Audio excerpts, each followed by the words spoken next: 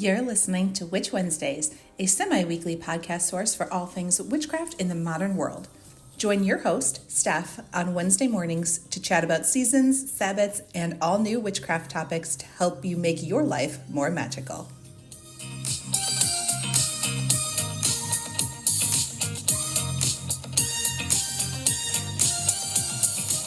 Welcome back to Witch Wednesdays.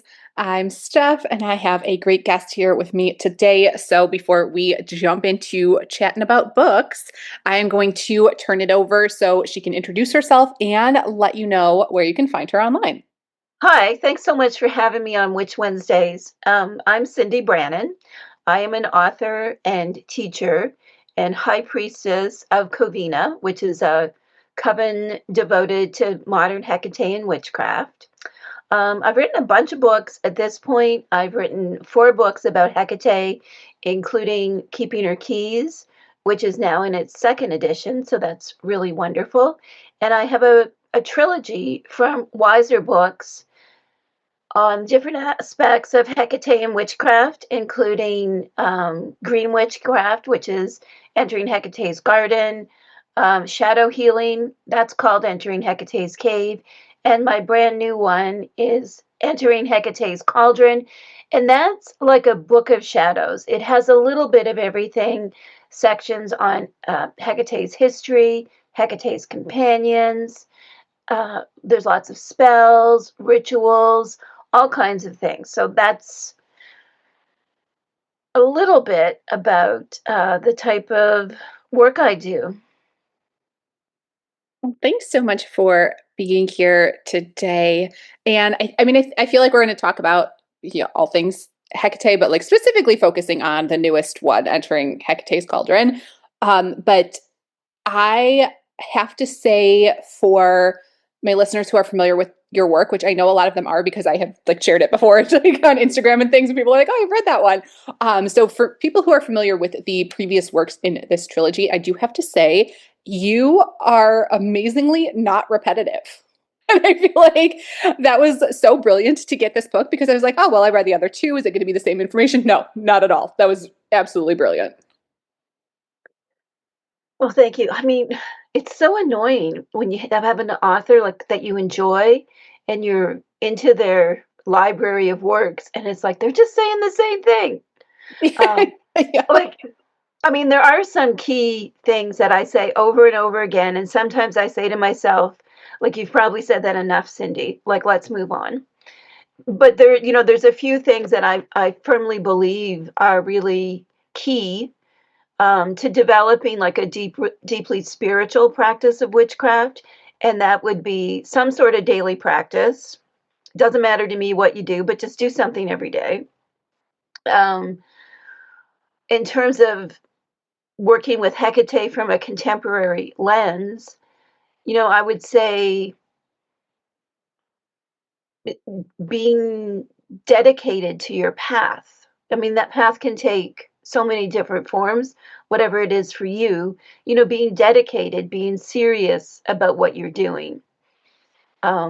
So I feel like I sometimes say those things again and again and again, but I do feel that, those are the 2 things. And I'll add in one third thing, which I don't know, it might be a little bit of a hot topic, but I say this all the time, that witchcraft is about the craft. Like, this is about doing something. Whether you use pure energy or you're like me and you like the craft part of witchcrafting, so making talisman and collages or whatever it is you're making, like that witchcraft is not like a bystander practice. You have to be actively working with Hecate and spirits and plants, colors, whatever it is that lights up for you. It's you've got to be doing something. Excellent advice and reminder for myself. I've said this before, but sometimes I can get very cerebral and like get in my own head and not actually do things. Like I get stuck in that like planning process. Like I'm going to do this. I'm gonna do this tomorrow. And if it's like not like perfectly planned out, then I just like never do it. Personal problem. I think that's a really common problem, and I have so many placements in my personal astrology that are Gemini. So I can relate to the living in the wonderful imaginary world of the mind and what you're gonna do and all these grand plans. But at the same time, like, just do something. Journal, write in your journal, make a voice memo. It doesn't need to be fancy. And I think, like, can we talk about kind of like the ugly monster in the room that I think a lot of witches, I know I do, struggle with, which is perfectionism. Yes, probably the biggest problem on my list. Right? And it's like, just do you, don't worry. You're not going to try to sell the thing online. You don't need to share it on Instagram. Just let it be a glorious mess if that's what it is. Let it be written on the back of a menu. Let it be written on, your favorite notebook that, you bought for 99 cents somewhere. Like, don't think it has to be, perfect and elaborate and pricey. I think witchcraft is always going to be best when it's deeply personal. That is something that I have struggled with from the beginning, but I think it's part of why I'm drawn to witchcraft and making that part of my life, because it's like the one area that is like not perfect. So I was an only child and school came very, very easy to me growing up. It's like a perfect breeding ground for perfectionism, like all like the worst tendencies. Like it was just easy. It was easy for school to be perfect. I always got straight A's, like no problem. And then like you get into the real world and things are so much harder. And so I feel like my little witchcraft practice is one spot where like, okay, this is just for me. It does not have to be perfect, but I remind myself every day. Yeah, I think a lot of us struggle with that. And I also, there's value in the desire for things to be perfect. So it's like that fine line between I want to honor my craft by doing my best, but also not be paralyzed by perfectionism. There's that liminal space in between the two that Hecate certainly abides in. And I think witchcraft, is always wherever Hecate is. So it's always in those in between spaces. Do you find, in writing all of your books and interacting with other witches online, that Hecate is just one of the favorites among witches for obvious reasons? Do you think like a lot of people are drawn to her?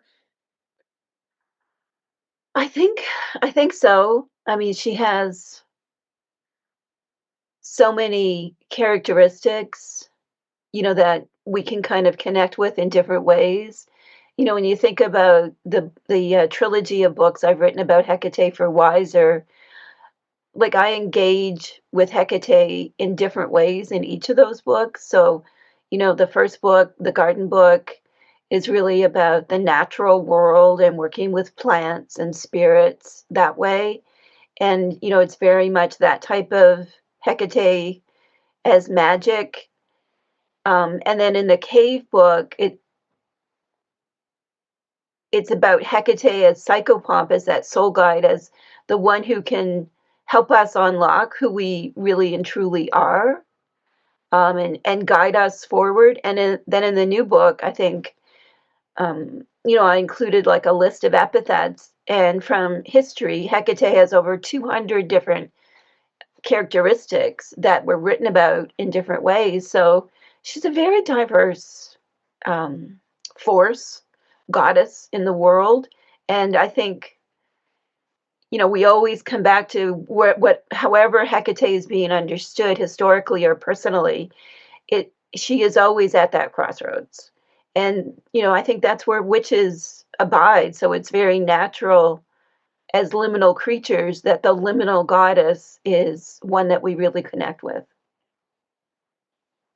Well, I would love to ask you, and it is something that you address immediately in entering Hecate's Cauldron.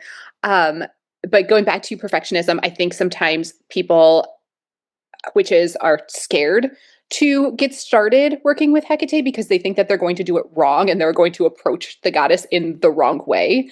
So I would love to just chat about that a little, about what witches can do to get started and to get over that sort of initial fear that they're doing something wrong? Well, this is one of my favorite topics to discuss. Yes. I love diving into this one. So, first of all, it's natural to be a bit apprehensive if you are starting to connect with Hecate and maybe starting to do rituals or tarot card readings or cast spells for the first time.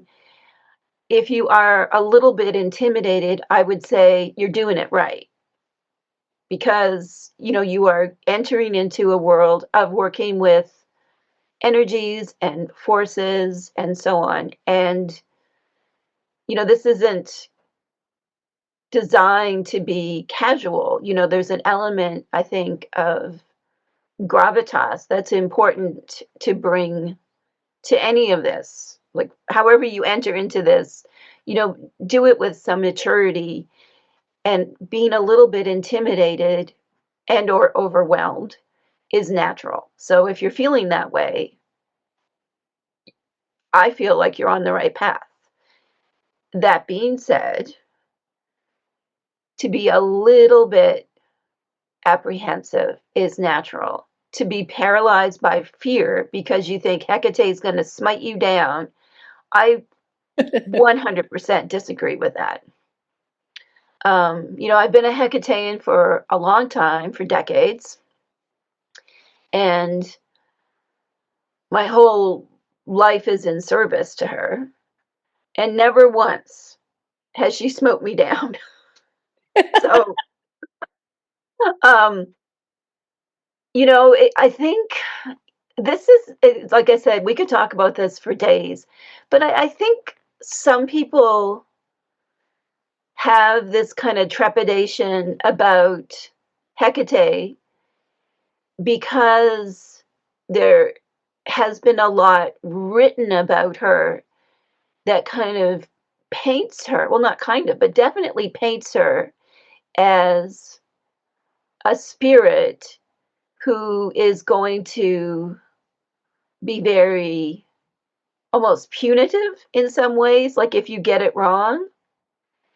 And a lot of this is really rooted in um, writings that were not in favor of Hecate or the divine feminine. I'll say it like that.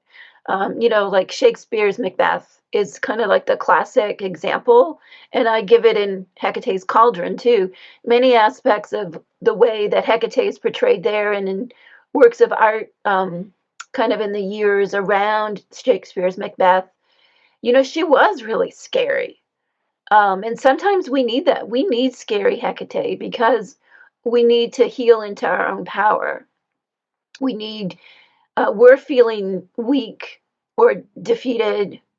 And, this big scary goddess, like, so we might need Hecate to be big and scary, but that's different than her being this powerful goddess and her being out to get us if we do something wrong. Like I said, that's never been my experience. I know I don't really do the online thing. I only have so much time, but I know people have told me over the last decade about different places where they hear, if you don't do this thing right, Hecate's going to get you. And I just don't believe that to be true. It hasn't been my experience. I've taught thousands of students. I've sold many books, and I've never heard that experience actually happening to anybody. I've just heard people being threatened by other people that Hecate is going to get you. And I mean, and maybe that's a power play. Maybe the people who are saying these things, maybe that serves them in some way. I'm thinking of this example, and this is just a bit ridiculous, but someone was told that they had to memorize the meaning of all 78 tarot cards or else Hecate would get them. And it's like, what? This doesn't even make any sense. Like, like, why would Hecate care if you know Yeah, what the right. star means? Like, like, what kind of a goddess are they involved in if that's the mindset? And I know I'm kind of rambling, but one more thing I want to say about this is, so we've got kind of this Christian stuff, Christian ideas of the divine feminine in general and Hecate specifically. And then a lot of us do kind of have like that hangover from Christian conditioning early in life. This idea of like the sky god, and if we sin and disrupt him, that we're going to go straight to hell. And I think echoes of that, um, filter throughout some avenues of modern witchcraft. And, and looking back at the history of Hecate, like the actual history, not works of fiction about her, but actual ways that Hecate was propitiated and venerated, there was, of course, that aspect of her that she had her restless spirits with her. And, she could be quite intimidating. And at the same time, in antiquity, one of her major roles was as Chorotrophes, guardian of children. So someone who is known as a guardian of children, and that's one of the remaining Hellenistic festivals that we know about for sure that honored Hecate. I mean, if she was this goddess that was just out to get people, I don't believe she would have been venerated 3 times a year as guardian of children. Makes sense to me. I do think Hecate gets a bad rap through the lens of like patriarchal religions that were popular for a long time. And then she was written about through the lens of men. And just some of that has still trickled down and filtered into what we know. But yeah, she was the protector of children and women and homes. Like, that's not somebody who's going to smite you. Yeah, it's funny, isn't it? And and not to say that we need to be like wedded to history from over 2000 years ago, but it's interesting to explore the actual history of Hecate and works of fiction about her, and then figure out where we land. Like, how do we understand Hecate personally? Yeah, and when you go back and look at, Greek mythology, there are so many gods and goddesses that are way worse about the smiting than Hecate ever was, like actually smiting. So, I mean, they should get the bad rap. Not to name any in particular because I'm not going to draw that down, but Right? there are some way worse ones out there. Like way worse like dark stories of like actually doing horrible things. So, I don't think Hecate's one of them. I particularly Right. enjoy her as a goddess. I enjoy her mythology. I think she's so multifaceted and like just a fascinating history.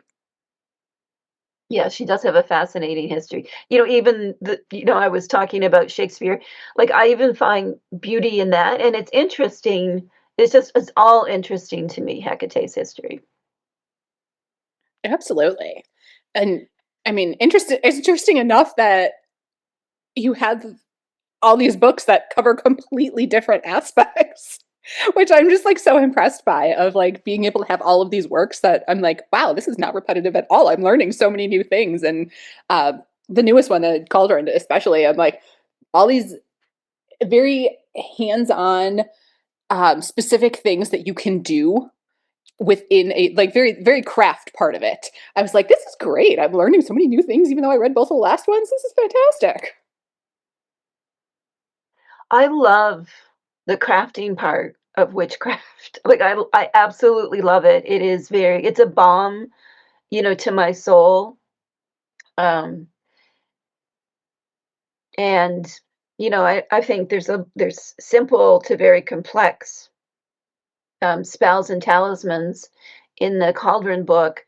And what I really hope is that, people may be inspired to kind of follow what I wrote. But what my real hope is that people who connect with what's in the book in terms of witchcrafting, that they're inspired to create their own spells, like their own talismans, like what works for you and what feels like it connects you to Hecate, connects you to your intention. Um, because I think creativity is like part of the heart of witchcraft. And really being able to, make it your own.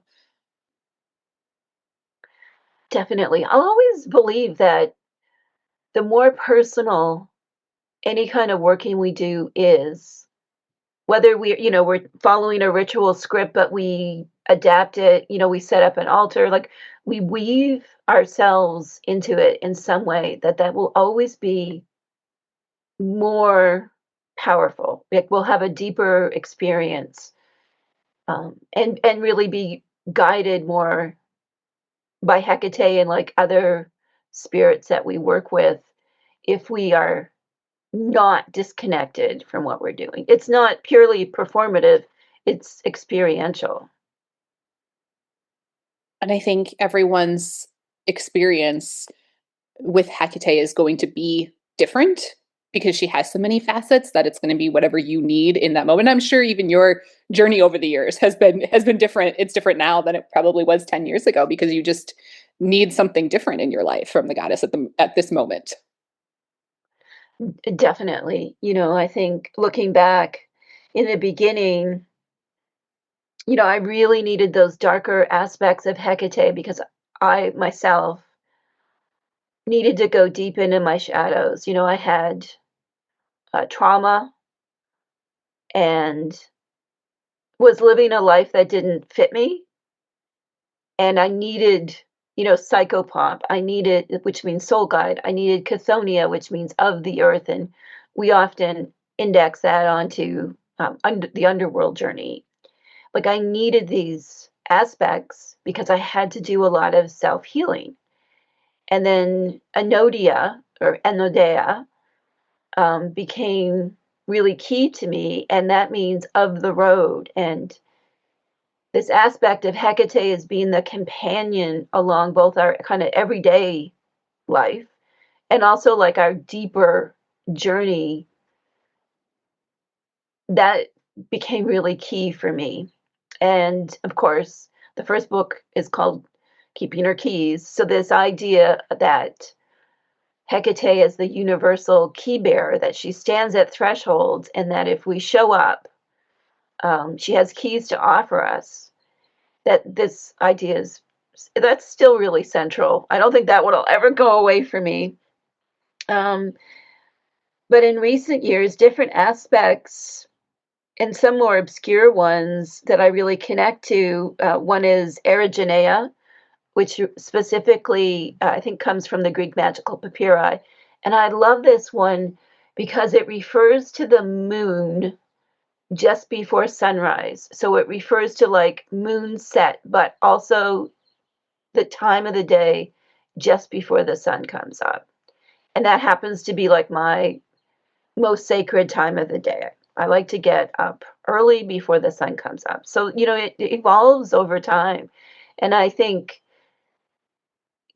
looking at the list of epithets that I included in the Cauldron book, just following whatever ones light up, when you're reading them, because there is something magical about these epithets. That's why they've endured for so long.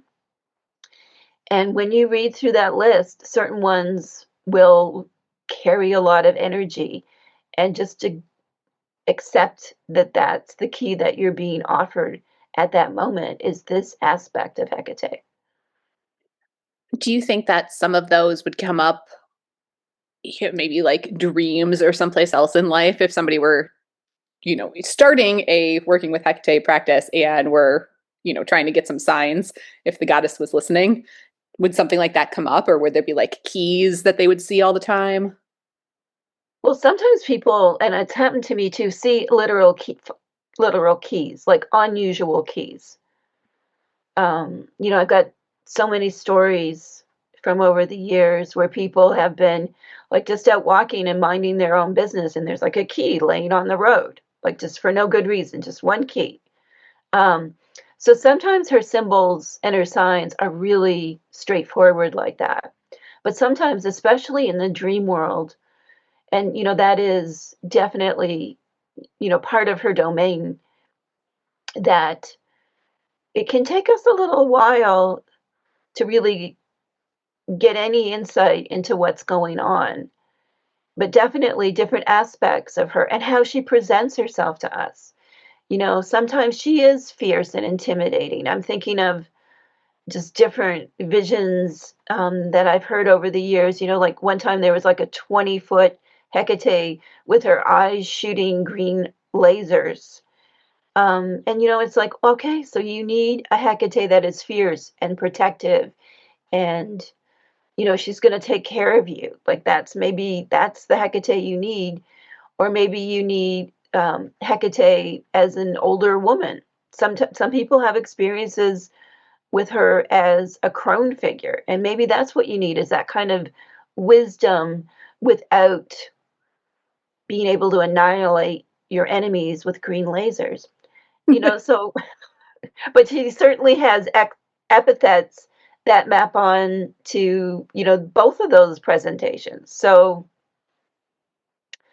just, I would say to people who are feeling called by Hecate and they're not sure, they're just getting started, just trust that she's not going to get you, and that she will reveal herself to you in symbolic and meaningful ways that might not be what you think or expect. She might not show up in your dreams as like a three-formed woman with flowing hair.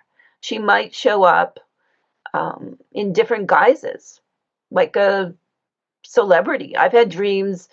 I'm thinking of this funny dream I had years ago, and Hecate was kind of just like this generic, it didn't even really matter what she looked like, game show host. And it was like the Hecate game show.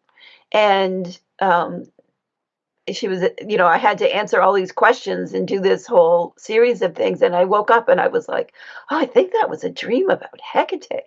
And then after you kind of settle into it and be like, yeah, that's about choice, crossroads, thresholds. And I think choice is definitely an aspect, that Hecate is always going to like kind of bring forward to us. Is like, yes, she is here to guide you.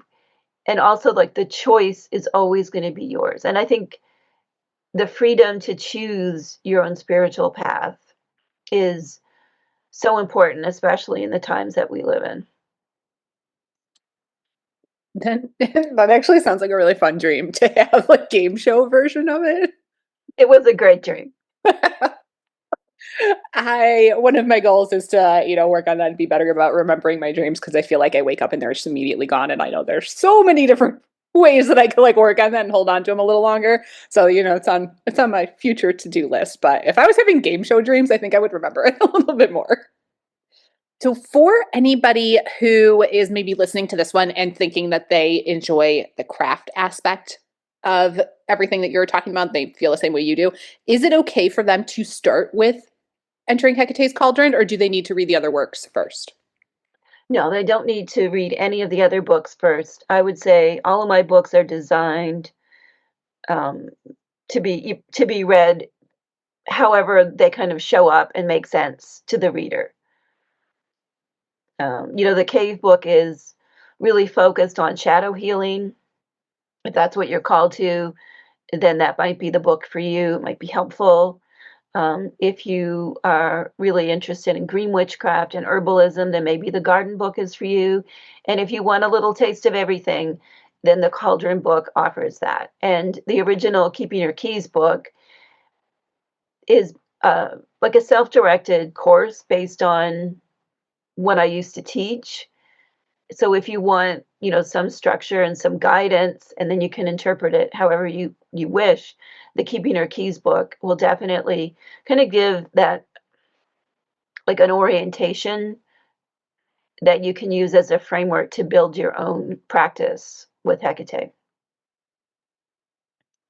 I love that. And I love all of the options, because I'm definitely a framework, follow the steps first kind of person, but I know that at least half my listeners are going to be like, I want spells and rituals. So it's nice that you cater to all of those. And I know also in this book that you can start with this one and jump into spells and rituals at the same time. You don't feel like you're missing something or missing foundational knowledge, because I do think that you have that in here, but without being repetitive. Like it's, just basics. And then we get into doing something like you start right away with like consecrating a cauldron and like get like jumping right in and like getting ready. I'm like, okay, this is good. I wanted, when I was writing this book, I think I first started writing it just about 3 years ago. And what was important to me was that it was like a book of shadows, that right away it became about the practice of modern witchcraft, that we were going right in. It wasn't going to be just me talking and talking for chapters about doing witchcraft. We were going to start. Which you absolutely do, because it's like you have some introduction like pages, but then like literally page one, you do start. That's right. There is a spell on page one. It is, which is just fantastic. I was like, all right, we are ready to go. We're ready to dive in. But like throughout the book, then like you do build on that knowledge. So it's not just like spell after spell. It's not just a spell book. It does build on that throughout each chapter. So I do feel like I'm like learning along the way. And you included other goddesses in here and part of it. That was cool. I wanted to talk about other goddesses because I think many of us, and certainly me, I guess I'm known for Hecate, but in my own personal practice, I've always been really close to Artemis. She was my first, and I still love Artemis. And, I'm close to Hermes, that gender fluid, sometimes troubling, but always ultimately teaching Hermes. Um, and other goddesses who I just adore, like Selene, and then the sort of goddesses, but they are goddesses to me, so it doesn't matter. Medea and Circe, witches of lore. So, I think I think there's space that the goddesses and the divine, masculine and other spirits, like I think there's a way we can have like a council of representations of the divine and spirits and ancestors that we connect with. I don't think we need to be, just rigid in our practice at all. And some will come and some will go. Sometimes Hecate may be a goddess that someone works with just for a short period of time. And because, Hecate's role was always as this kind of divine mediator, historically speaking, sometimes she is that threshold, and we may find ourselves not only working with her, but that she opens us up, to the other mysteries, like you said, like other mythologies, other practices, other rituals, other ways of being, and that is definitely one of her superpowers, that she's a connector. So I wanted to include something about her companions in this book. Yeah, which I really enjoy because I think Hecate is one of those that's really great at bridging those gaps, because she's not an original like Olympian. She predates them. She's a Titan. So it's like, it bridges all of that Greek mythology, and she's like that one that crosses those boundaries. Another crossroads there. But I just love her story and how many aspects that she has, and that can contribute even more to learning about other goddesses and working with other gods and goddesses within your practice. I feel like Hecate is a great gateway for that. She definitely is. And, I'm thinking about like the evidence from ancient temples where there was often a shrine to Hecate at the entrance. So there's something there about Hecate being the one who connects us to the mysteries. Like, she's part of the mystery. Maybe she's the biggest mystery at all because she's that connective tissue. She's the gatekeeper, she's the threshold, she's the road that leads us on our journey. And still, even after all these years, to me, there's so much magic and mystery, in that, and that she's not meant to be kind of known in a way that, it's like, here's a list of things about Hecate and everything else is wrong. She's meant to be experienced. I mean, always about crossroads energy, of course, but other than that, like she can be many, many different things. I feel like that makes her almost more accessible to beginners because there is no like right or wrong or something that you need to memorize or study. Like it's going to be changing and different all the time and constantly learning. So maybe that makes it even easier to get started. Yeah, I think you're onto something there that, you can connect with an aspect of her wherever you're kind of at. Maybe, an aspect of Hecate that I think sometimes doesn't get talked a lot about is that she was a goddess of the people. Like in the coven, we're recording this on the Capricorn full moon, so shout out to all the Capricorns out there. But, you know, in the coven on the Capricorn moons, we recite Hesiod's hymn to Hecate. And, this dates back almost 3,000 years, and it's this very kind of like it's like a laundry list of Hecate's powers. And it's not very emotive, like maybe the Orphic hymn to Hecate is, which, gets you in your feelings. This doesn't, Hesiod's hymn doesn't really get you in your feelings, but it's like this bullet point checklist of everything Hecate can do. And, I think that what comes through in that hymn is that, she's with the people. Like she is this goddess, but she's not up in Olympus. And even though she has the ability to go wherever she wants in terms of like the underworld or kind of like the middle world being among humans or her aspect as Urania or Astrodia walking among the stars, that she has these abilities, but where she really is here with us mortals. Like she's not elsewhere. And, I think personal experience, like she's here. She's not um removed from like the joy and messiness of everyday life, not in her history and, not in my experience.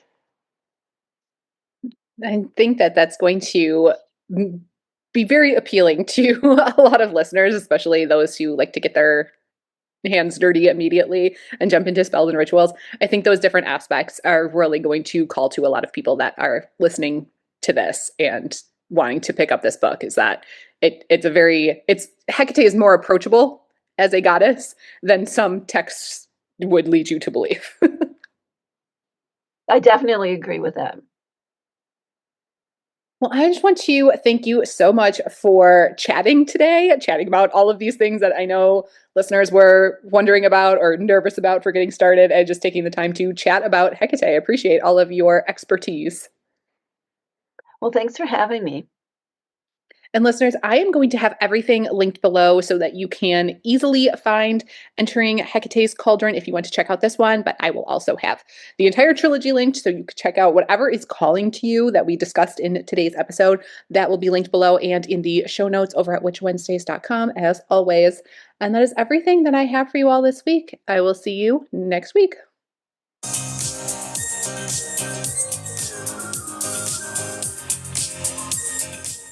Need even more witchcraft in your life?